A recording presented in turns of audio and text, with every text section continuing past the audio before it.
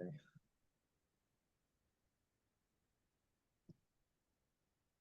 Good morning. Let me just check for a bag.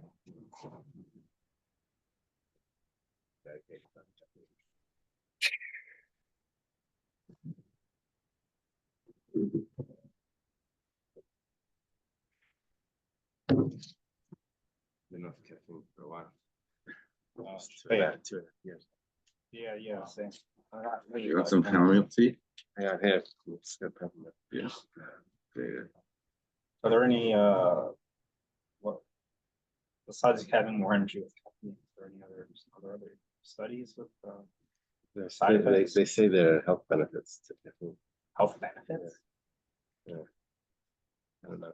Anyway, but I'm gonna have to lose out on that. Okay. We thank Hashem we're able to learn Torah every day. It's chus of learning.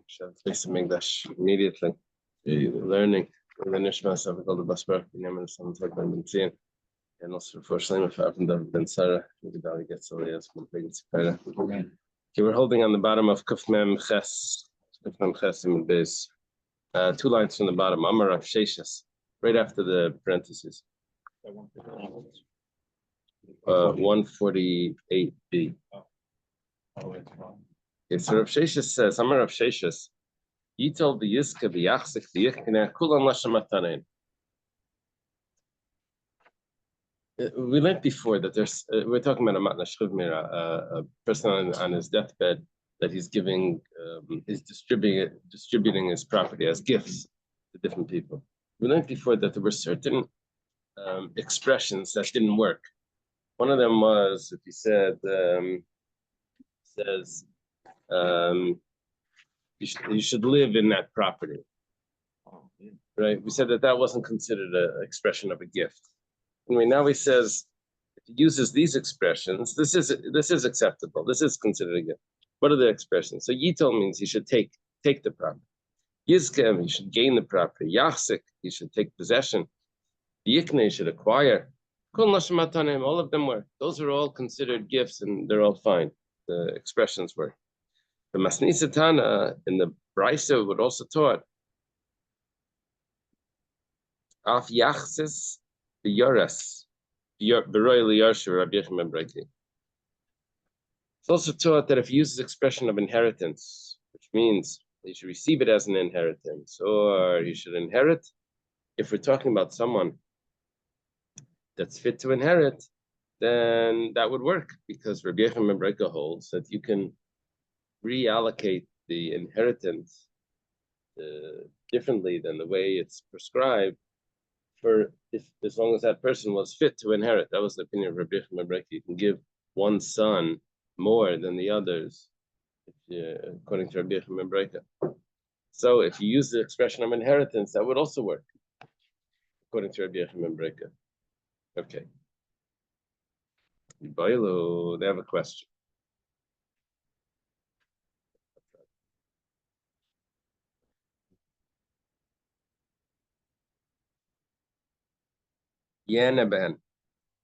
Let's say the person doesn't say you should take it as a gift. He says you should have benefit from them, from the property. Mahi dinehevi, what's going to be the halacha? Does he mean that you should have benefit as a gift? Or maybe you should just have some sort of benefit. If he gets to rent, or he could live there, but he doesn't own it. I'm not sure what type of benefit, but not that it's his. What do you have a note over there? What type of benefit do you be referring to? Let's see.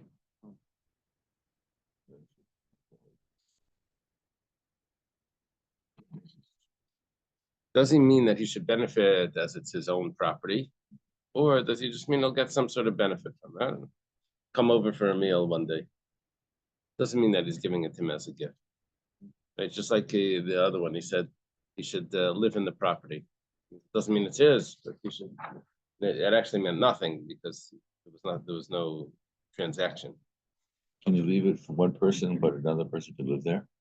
Yeah, that would be Paris, the fruit of it. That would be the.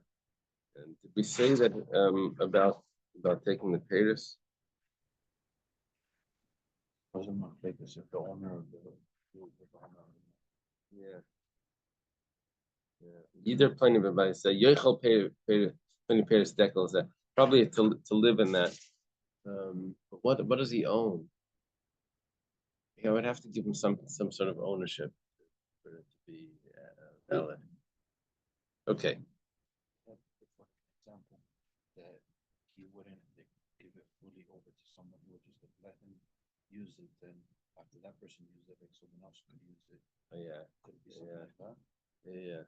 Not give over ownership. He would. Like He the would. person could live there, but they don't own, they can't sell it and do what they want with it. You have the right to live there. Yeah, but that was when they were that was by a gift. By a gift, he could retain that control over it. By inheritance, he wasn't able to, right? Totally, right? Okay, so you can gift it to somebody. Gift it to one somewhere else they person own it. that should then pass it to someone else. That was a. Okay, let's say he uses the expression "yirabehem mahu." Let's say he says he should see the property. Doesn't mean that he's giving it to him because he should see it. That means that it should be his or not. Yamid ben mahu. He should stand in that property. Sounds maybe it means that he should live it. It should be his. He says it can be seen in property. Oh, he's seen in the property. Yeah, that's better. That makes more sense. And What do you have from Rabbeinu Gershon? people shall see him acting as the owner. Should be seen in. Oh. Okay, good. Yamid Bem, he should stand in the property. Yishin Ben, he should rely on the. Yeah. He should rely on the property. Ma, what's going to be the din by all of those expressions? Where it says teku. Oh. We leave it. So this high. This shiach stuff. To see, yeah, Leo, I know it. Boilu. They had a question. Machar kol nechasav mahu. This is actually an interesting piece that the Gemara is introducing it. We were saying that someone can gift all his property to as a in his will. And what would happen is if he recovers, so it becomes invalid because he gave everything. If he retained for himself, then if he recovers, then it's still valid because we know that he was doing this. Even He has to leave at least like one. he has to leave something for himself if it's going to be besides for the inheritance, but for it to be considered a valid gift, without his death being part of it, without him recovering from the illness, then he would have to retain some property for himself. But let's say he sold all his property and he's on his deathbed and he sold off everything. Right. So do we say that the reason why he sold it was because he was dying? Now that he recovered, all those transactions are invalid. Right? Remember, she sold this whole portfolio. Right? All he has now is cash to get all out of the. So, sorry. I thought it was a machlokes. If can gift. Well, we said it was a rabbinic enactment that he should be able to. Well, Amar Rav Yehuda Marav. Rav Yehuda says in the name of Rav. That's the most common 5 words in Shas. Rav Yehuda says in the name of Rav. Im Amad Eina Chayzer. If he recovers, he doesn't come back to him. That was a regular transaction. Zimnan Amar Rav Yehuda Marav. However, there were times that Rav Yehuda said in the name of Rav, Mamad Chayzer, that if he recovers, it's the transaction is void. And then the Gemara says v'lei pligi, but actually those are not arguing with each other or contradicting each other. What did he need the money for? If he's keeping the money intact, so then we say that was because he was dying. And for whatever reason, he didn't want to have the children. He didn't want to make the children have to go and try to sell all those properties. The children would want the cash, not the properties. So he sold it before he passed away. Leave it to them.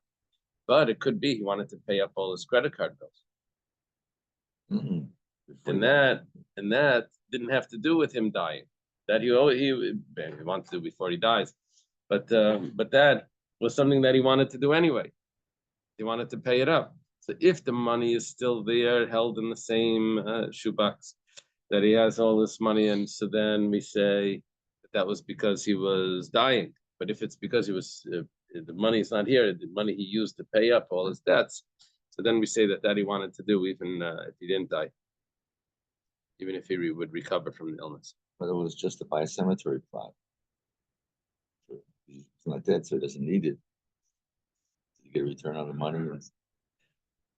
It's funny that it says that it only gave you two options here. Yeah. Either it's the money's intact, Right. or used it to pay his debts. Why does it have to be just to pay his debts? Maybe spent it on things. Why does it just say to pay his debts? Oh, yeah. Does any notes on that? If the poor person used the money, it is clear that he had no intention of ever avoiding the sale. First, the sale remained valid even if he recovered. Uh-huh. The response says that. Number 4. On the other hand. I don't actually see that.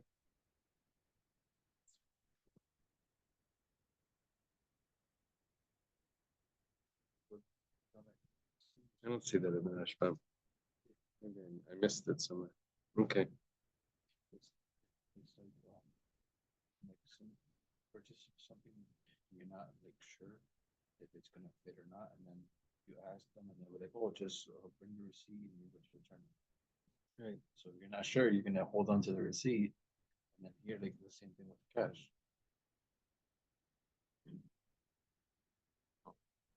So what are they gonna do? He's gonna get the money back if he bought something? He did the sale. He wasn't sure if he was gonna pass or not, so he just has the money there just in case. They returns it. Oh, he's holding the money just in case. He's giving them.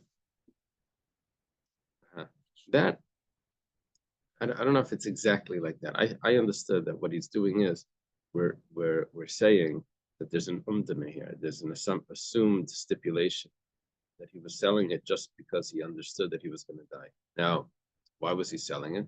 Because he didn't want to make his children have to go through that effort of selling it, and he was leaving the money intact. Now, not because he was holding the money as if it's a receipt to be able to return it. No, he didn't. He wasn't even thinking about him recovering.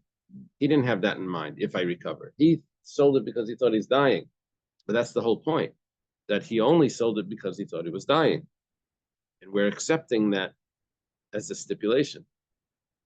It's not that he's holding it as a receipt.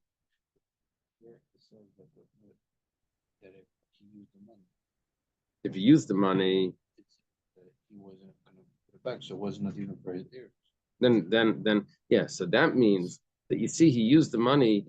That means that it wasn't because he thought he was dying that he sold it.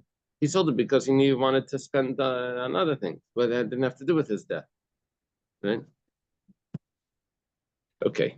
This is really a different situation. I don't see why the Goran is bringing this. This isn't like gifting where, as we discussed, the gift occurs upon his death. Here, the selling must occur before his death because it talks about what he does with the money. The transaction has already occurred. So, Yeah, I guess it's a conditional sale. maybe he's selling it to take Something.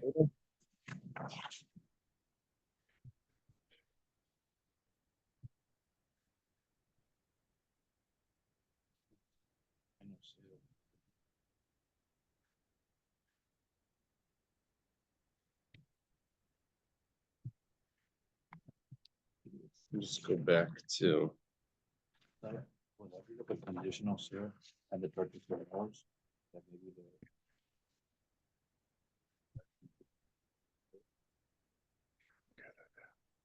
He sells something, it doesn't work. And the guy who paid for it wants his money back.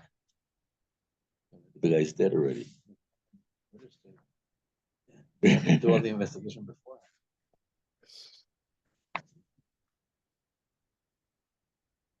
What does it say? It's real estate. Real estate, you have to do the investigation beforehand. They pay an inspector, they pay surveyor, they. Right, but the guy's out of state. The guy gets there. He says, "It's a swamp. Show me a swamp." Happens all the time. Yeah, right. So then what happened? The guy who sold it to him is dead. You can't get the return on it. They'll start on his money. He's an owner of a swamp. Happens all the time. What happened to these surveys, inspectors and all that? Yeah, you always check the property before you buy it. You know, it's You all do really paid off. sketchy stuff.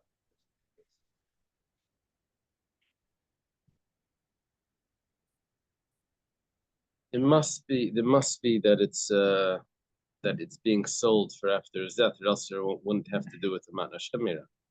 Right, but he says he's got the money. We mentioned before that a Matnas Bari, we had this like a few pages back. Matnas, the difference between a Matnas Bari and a Matnas Shemira. Matnas Bari was when he said Mehayim, that it's being given today, from today, and Matnas Shemira is when it was La Hamisa. Right. Really gives the option of him paying off his. Right. Maybe the transaction, maybe he already gets the money now. It's prepaid, but you're gonna get it later. Maybe. What I was thinking, it might be the conditional sale. Um, Purchaser knows that this could be. Oh, Yeah, but then the Gemara wouldn't need to ask this question if it was set up like that as a condition. You're making it like the condition was all stipulated. That you're saying there was no stipulated condition. It was we're looking for the inherent stipulation. I guess But- you do that as a buyer if you're going to get a good price. Yeah, And I guess you'd demand a good price because you may have to give it back to him. right, right. It's a short sale. It's all in the price. Yeah. Iboilo, the Gemara has a question. Now the Gemara says, what happens if a Shriv Mirah admits that it belongs to someone else, and we're talking about someone that wouldn't have been able to win it in court, and he just admits that it belongs to him. So this is sort of a gift, in a way. So he admits that it belongs to someone else. We never thought that this property belonged to him. He comes along and says, it's all my property belongs to someone else. oh, Oh. So what's the din? Tashima said in I guess a brisa. It can't be a brisa. Come and listen to the story. Isser Giura Havale Tracer Altizuzi Beirava. Isser Giura, remember Isser Giura? He was the convert that married Shmuel's daughter, and he lived with her before he was married. I think he was the one that captured her. Ksubas Daf Gimel. I remember it because I made a simon for myself. Daf Gimel is Rosh Teva's captive girls. That's Ksubas. That's the story with Shmuel's daughters. So I learned to do that from what's his name, Rabbi Yitzchak Yosef. He said, "What simon in Shulchan Aruch is the laws of fish? What simon is it in Shulchan Aruch?" So he said it's simon Pei Gimel because it stands for gefilte fish. It's very funny for a Sephardi. It's not their highlight.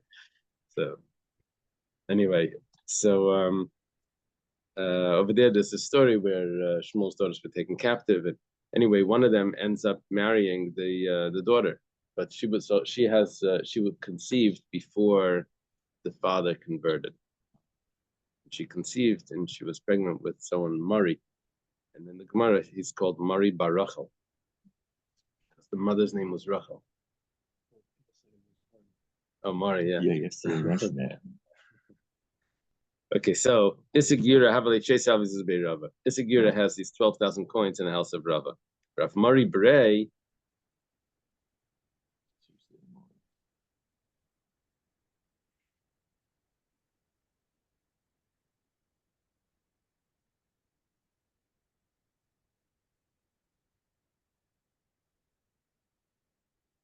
Such an interesting Gemara. Rav Mari Bray Harasi Shlei B'Kedusha V'Leidasa B'Kedusha. Mari, his conception was Shlei B'Kedusha, but he was born B'Kedusha. I have on the side a comment from the Shila Siaibitz. I don't know if it's the Shilas Yaivitz was Rav Jolti. I don't know if that's or if it's an older sefer. Anyway, this question is, what is this Gemara? It's the Gemara is making it look like a different case. There's a different case where the mother wasn't Jewish. The conception was done when the mother wasn't Jewish, but during the pregnancy, the child converted with the mother. The mother went to the mikveh. That's good for the child. And the birth was Jewish. Here, Rav Mari was Jewish the whole time. His father converted while she was pregnant, while the mother was pregnant. What does the father's conversion do to the son that was in the mother? Here we're saying that the father converted during the pregnancy. He was the conception was before the father converted, and the birth was after the father's conversion. Doesn't affect the son. That's just on the side. It's asking this question.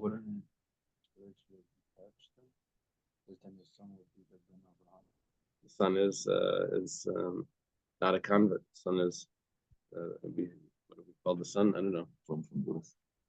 I think we call the son in that case. We say Ben, the grandmother, the grandfather, the mother's father. I think we would go by something. Yeah. In the Gemara, we call him Mari Barach, or the mother. You mean call him for Kriyas Torah? Yeah. But He's absolutely not called by the father's name. Right. It says there's no connection with the father. Right. the reason why they. So he's his biological son, but not his halakhic son. Right.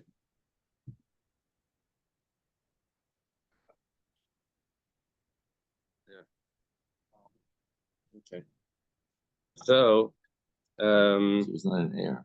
right. So he's not going to inherit because this is interesting. He doesn't inherit even though he's biological son. Right. Doesn't inherit because he's not the halachic son.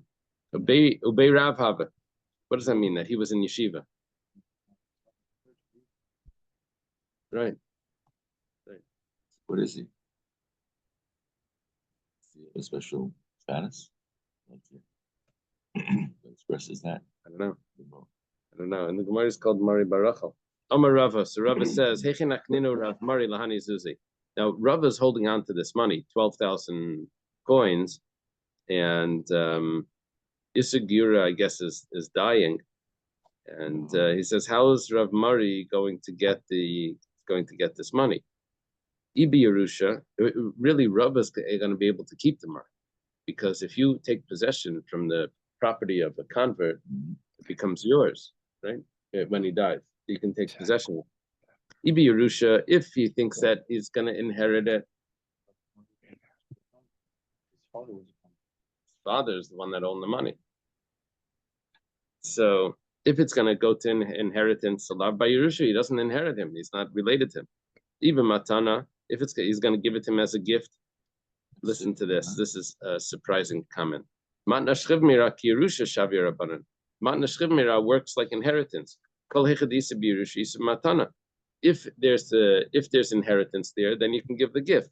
Kol hechad lesi b'Yerusha lesem Matana. If there's no inheritance, you can't give a gift. What this sounds like is that everything that we were learning, all Matna Shchiv Mira is only to one of the inheritors. We're back with Rabbi Yochanan ben Broika, that you're giving it and that limited the whole thing. This is the way it seems. It's this puts a limitation, unless what it means. I'm not sure what this Gemara means. Maybe what the Gemara means is that Rav Mari can inherit from his mother. He has Dina Yerusha. Maybe what it means is that Isser doesn't have the laws of inheritance because he's a convert. So therefore, he also can't do the Matna Shchiv Mira. He's not capable of doing a Matna Shchiv Mira because he doesn't have the laws of inheritance.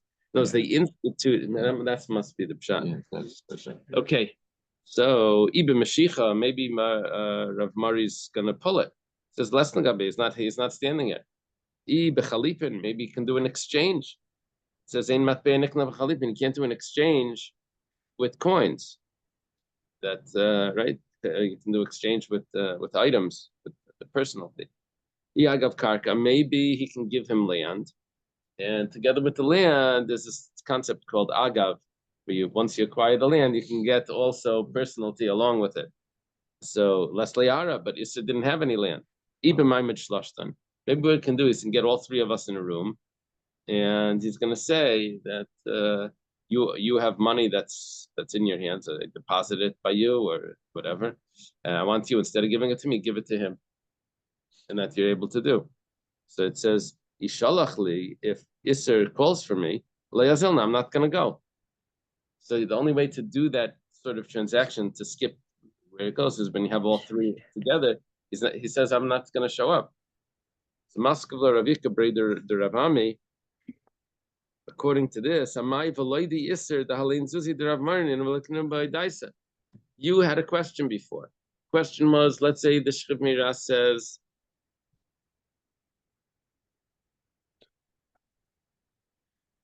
that I admit that it's yours. Does that work? According to this, he has a simple solution. Admit that it's his. He can't give it to him, but he can admit that it's his. At that point, this document that says that he admitted, or maybe a statement that says that he admitted, comes out from the house of Isser. They figured out how to do this after this discussion. So Ikbid Rava gets upset. You're teaching people how to do these claims, and now I'm losing money.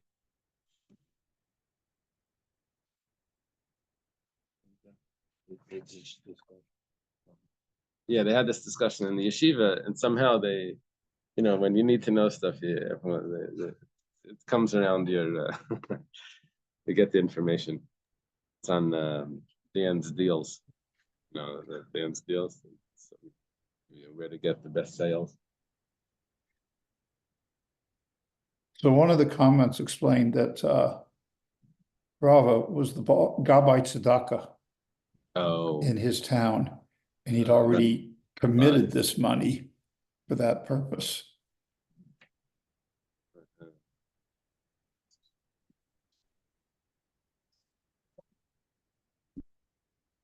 Because it's hard to figure out why he's refusing to give up what he's merely holding as a picadon. Right. There's a huge thesis here, which I didn't go through, but yeah. Okay. Now the Gemara goes back. That's interesting. Now the Gemara goes back to discuss what we mentioned, that if he leaves over property for himself, he retains property. So then the gift is going to be a good gift, even if he recovers. Shir karka kol shel matnasei kayemes, and in a traditional Gemara, it doesn't say that it's going back to the Mishnah. You don't have the two dots, at least in my Gemara, and I think it really should, but it looks like it's like this brand new piece. The kama kolshu. How much is that little bit of property that if you retain that property for yourself, so then the sale, the gift is going to be valid even if he recovers. Amrav Yudam Rav, Karka Kedei Panasase, the amount of land that he can live off for a year. Rav Yirmiyah Barabba Amar Metaltlin Kedei Panasase. It doesn't have to be actually Karka land, could be personality that has the value that you can live off that for a year. Amar Reb Zera. Reb Zera says, "Kama mechavnen shmaitza desabi." Wow, these elders, they're really precise in their pshat. It's really, they really know what they're saying.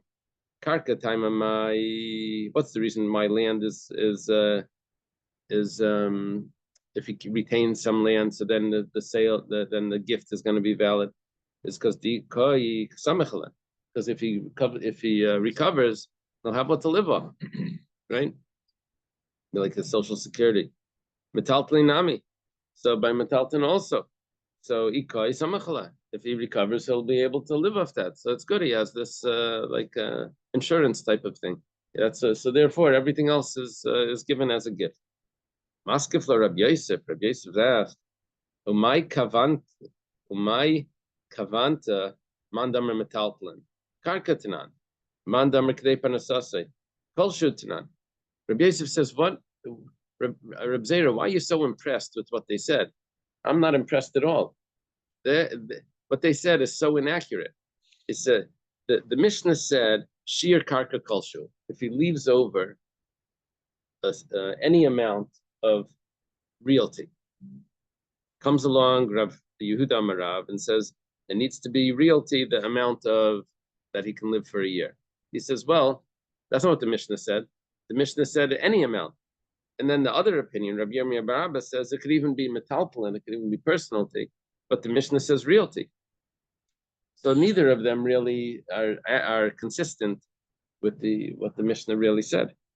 Amalei Abaya says to Rabbi Yosef, this is very common. Abaya and Rabbi Yosef have discussions like this. He says, "V'chol heicha detani karka dafka." What do you think? Everywhere where it says realty, it means really realty. It means possessions. But Tanan, I'll show you. It says we have a Mishnah that says "Hakeisav kol nechasav labde." This was in Gittin, I think, right? If someone writes all his, oh, you're right. It isn't. Yeah, it's quoted in Gittin.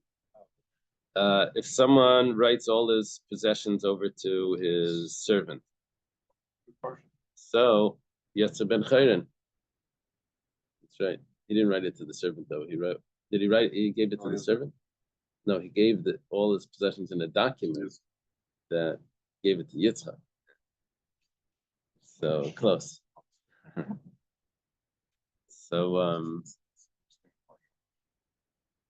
So what happens here is that if he gives everything that he has to the servant, so then the servant ends up acquiring himself amongst those possessions.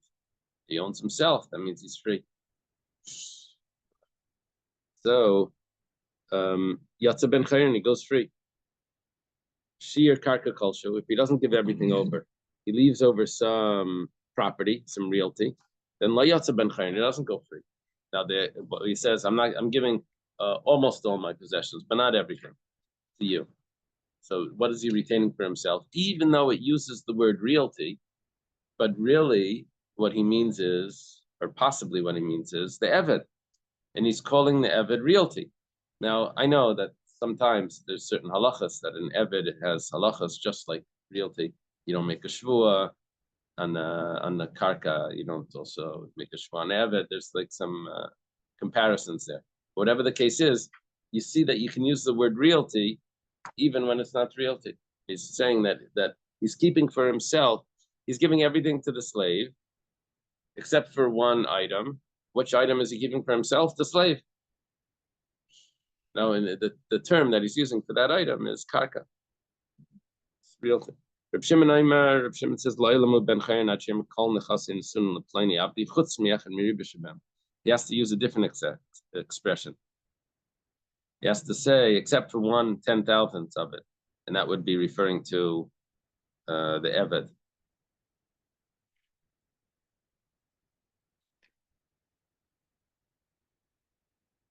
He says that if he says karka, then he left over karka, not the slave.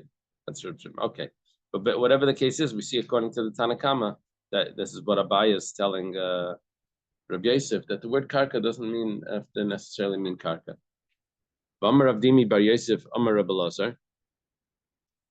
Avdimi bar Yosef says in the name of Rabbi Lazar, Asam metaltlin shir eitzel eved, b'le'asam metaltlin shir eitzel ksuba. We had a similar halacha. And a similar halacha where, which the outcome was different, but over here, when he leaves over a little bit of karka, so that means he's taking. That could be that he's holding the eved. However,